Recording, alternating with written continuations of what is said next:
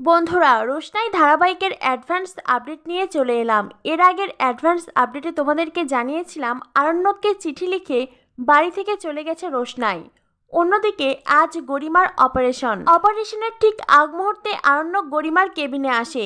Doctor বলেন, এ কি আপনি এখানে? আমরা তো রোগীকে এক্ষুনি অপারেশন থিয়েটারে নিয়ে যাব। আরণ্যক বলে, ডক্টর প্লিজ আমাকে গরিমার সাথে 2 মিনিট কথা বলতে দিন।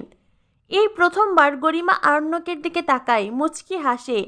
আরণ্যক গরিমার পাশে বসে বলে, গরিমা, ডক্টর আমাকে বলেছেন অপারেশনের পর তুমি একদম ঠিক হয়ে যাবে।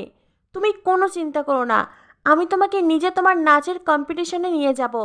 বলেছিলেন না তোমার মুম্বাই নাচের রিয়েলিটি শো আছে, আমি নিজে তোমাকে সেখানে নিয়ে যাব।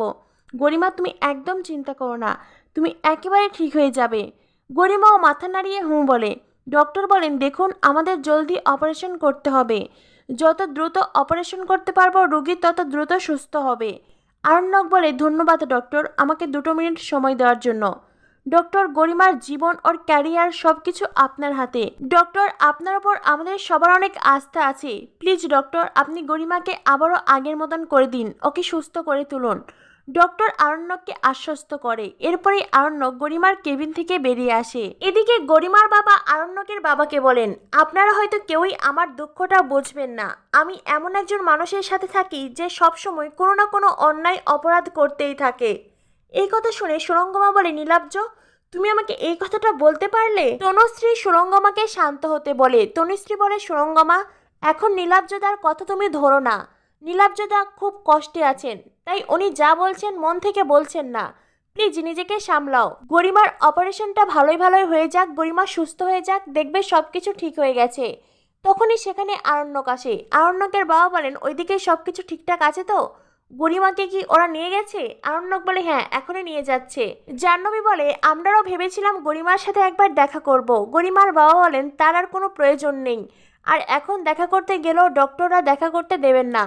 একেবারে অপারেশনের পর যখন কেবিনে দেবেন তখনই দেখা করতে পারবো। আরণ্যক বলে, আপনারা চাইলে বাড়ি যেতে পারেন, যত সময় না গরিমার অপারেশন শেষ হচ্ছে ওর জ্ঞান ফিরছে আমি এখানেই দাঁড়িয়ে থাকবো।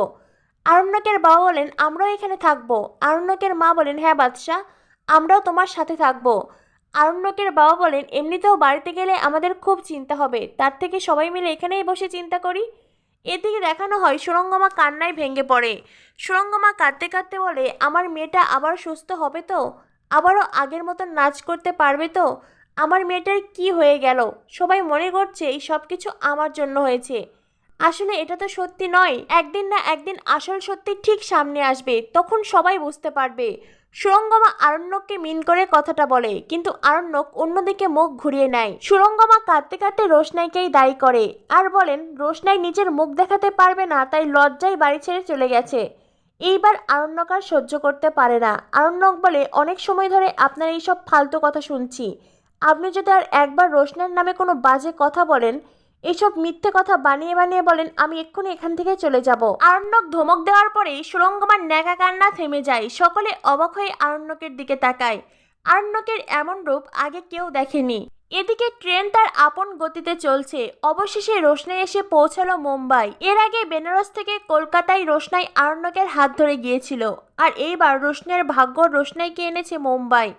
অচেনা অজানা এই শহরে রোশনাই কি তার আপন মানুষকে খুঁজে পাবে? প্রতিদিন এই শহরে কত মানুষই না আসে নিজেদের ভাগ্য বদলাতে, কেউ সফল হয় কেউ বা সফল হয় না। এইবার দেখার অপেক্ষা রোশনাইয়ের ভাগ্য রোশনাইকে কোথায় নিয়ে যায়। তো বন্ধুরা, কি হতে চলেছে রোশনাই ধারাবাহিকে? পরবর্তী আপডেট পেতে আমাদের সাথেই থেকো। ধন্যবাদ সবাইকে।